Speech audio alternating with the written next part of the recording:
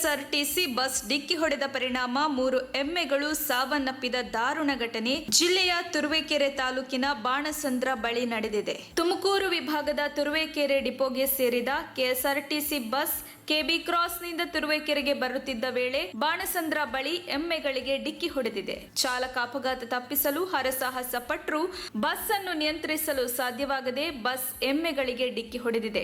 ಘಟನೆಯ ವೇಳೆ ಬಸ್ ದ್ವಿಚಕ್ರ ವಾಹನವೊಂದಕ್ಕೂ ತಾಗಿದ್ದು ಪರಿಣಾಮವಾಗಿ ದ್ವಿಚಕ್ರ ವಾಹನ ಸವಾರನ ಬಲಗಾಲು ಮುರಿತಕ್ಕೊಳಗಾಗಿದೆ. ಆತನನ್ನು ತಕ್ಷಣವೇ ಆಸ್ಪತ್ರೆಗೆ ದಾಖಲಿಸಲಾಗಿದೆ. ಈ ಜಾಗದಲ್ಲಿ ಅಪಘಾತ ಅನ್ನೋದು ಸರ್ವೇ ಸಾಮಾನ್ಯ ಎಂಬಂತಾಗಿದೆ. ಪದೇ ಪದೇ ಅಪಘಾತಗಳು ನಡೆಯುತ್ತಿದ್ರೂ ರಸ್ತೆ ಸುರಕ್ಷತೆಗೆ ಕ್ರಮ ಕೈಗೊಳ್ಳಬೇಕಾದ ಅಧಿಕಾರಿಗಳು ನಿರ್ಲಕ್ಷ್ಯ ವಹಿಸಿದ್ದಾರೆ ಎಂದು ಸಾರ್ವಜನಿಕರು ಆಕ್ರೋಶ ವ್ಯಕ್ತಪಡಿಸಿದ್ದಾರೆ. ವರದಿ ಸುರೇಶ್ ಬಾಬು, ತುರುವೇಕೆರೆ.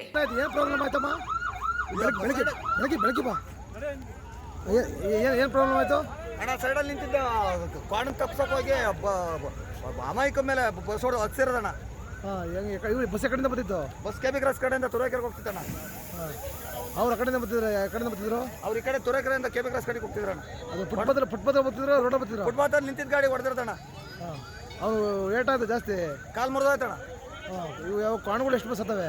4 ಸತ್ತವ.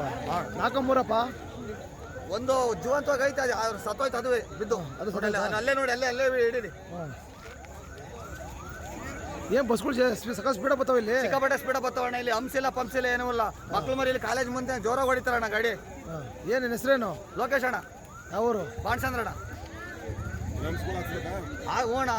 ತಕ್ಷಣ ಬೇಕಾಗಿದ್ದಾರೆ.